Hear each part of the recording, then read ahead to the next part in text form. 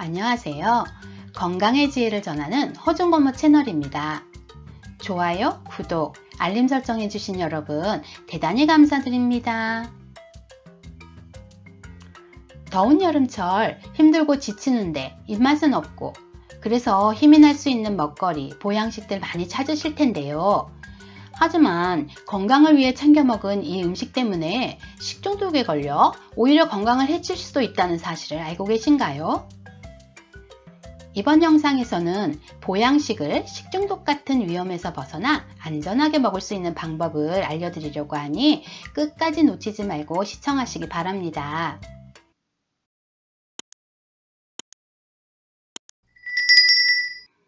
여러분들은 기운나는 보양식, 스태미나 음식 하면 주로 뭘 많이 챙겨 드시고 계세요? 대부분 단백질 중심의 고기류, 그 중에서도 여름철 하면 단연코 닭고기로 만든 삼계탕을 많이 드시고 계실 것 같은데요. 그 밖에도 휴가철에는 야외에서 바베큐 구이나 계곡에서 고기도 많이 구워 드실 것 같은데요.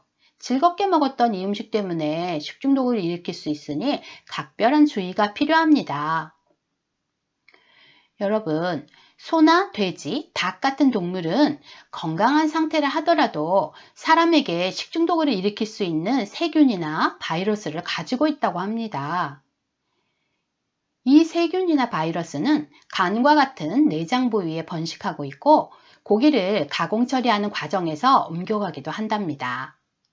그러므로 신선한 상태라도 생으로 먹거나 덜 가열해서 먹을 경우에는 식중독을 일으킬 수 있습니다. 즉, 신선하다고 해서 결코 안전하지는 않다는 것입니다.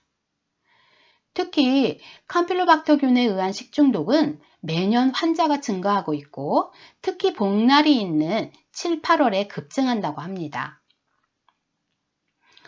캄필로박터균이란 닭이나 오리 같은 가금류, 가축의 내장내에 분포하는 식중독균으로 특히 닭의 보균율이 높고 닭의 체온과 유사한 42도씨에서 증식이 활발하다고 합니다.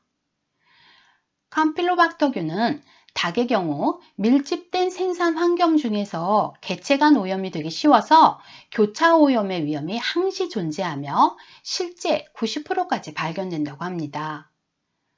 캄필로박터균은 잠복기가 2일에서 10일이고 염증 반응에 의한 복통, 설사, 37도에서 38도의 발열, 근육통, 두통 등의 증상이 나타나고 치명적인 균은 아니지만 영유아나 노약자 같이 면역력이 약한 경우에는 증상이 더 심각하게 나타나거나 폐혈증, 뇌수막염 등을 일으킬 수도 있습니다. 특히 여름철 고온다습한 환경에서는 미생물이 더 번식하기 쉬우므로 각별한 주의가 필요합니다.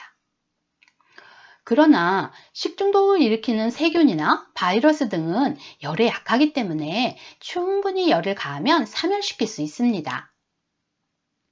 닭이나 소, 돼지 같은 다른 고기들을 안전하게 먹기 위해서는 중심부 온도가 75도씨인 상태에서 1분 이상 가열해서 드시면 됩니다. 예를 들면 고기색이 핑크색에서 갈색으로 변하고 육즙이 투명해질 정도로 중심 부위까지 잘 익힌 상태에서 드시면 됩니다. 그런데 비록 표면이 갈색으로 익었다 해도 속이 레어 정도로 구워진 상태는 안전하지 않을 수 있고 꼬치구이나 바베큐 같은 경우도 중심 부위가 덜 익었을 수 있으니 충분히 익혀 드셔야 합니다. 하지만 잘 익혀서 먹었음에도 불구하고 식중독이 발생하는 경우가 있는데 그것은 교차 오염이 원인일 수 있습니다. 캄필로박터균 같은 식중독균은 물 한 방울이라도 튀었을 경우 오염될 수 있는데 손질할 때 칼이나 도마, 집게 같은 조리도구를 같이 사용한다거나 싱크대에서 생으로 먹을 야채 등과 같이 씻거나 하면서 주변 다른 식품에 감염되어 식중독을 일으킬 수 있다는 것입니다. 실제 실험 결과 닭을 씻은 싱크대나 주변에 놓아둔 야채에서 캄필로박터균과 같은 세균이 남아있음이 밝혀졌습니다. 그러므로 조리 시에는 야채 같은 식재료를 먼저 손질하시고 닭과 같은 육류는 마지막에 손질하세요. 세척 시에도 여기저기 물이 튀기지 않도록 그릇에 담아서 50도씨 물로 씻으시고요.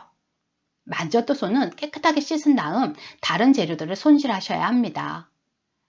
조리도구도 따로 분리해서 사용하시고 사용한 조리도구는 깨끗하게 씻어서 재사용해야 합니다. 식중독 피해 없이 안전하게 건강을 지키기 위해서는 철저한 위생관리가 필요합니다. 정리하자면 캄필로박터균과 같은 식중독균은 열에 약하기 때문에 감염원이 될 수 있는 식재료는 75도씨 이상 온도에서 1분 이상 중심 부위까지 충분히 익혀주어야 하고, 조리 과정 중에 주변 다른 식재료나 조리도구에 감염될 수 있으니 맨 마지막에 분리해서 세척 손질하시기 바랍니다. 물론 만진 후에 손 세척도 잊지 마시고요. 더운 여름철 건강을 지키기 참 어려운데요.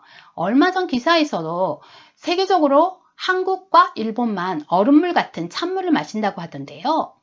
얼음물이나 찬물은 가급적 마시지 마시고 제가 올려놓은 지난 영상 참고하셔서 바르게 물 마시는 방법 알아보시고요. 건강하고 안전하게 여름나게 하시기 바랍니다. 시청 감사합니다. 이번 영상이 도움이 되셨다면 주위 다른 분들과도 공유 부탁드립니다. 건강하세요.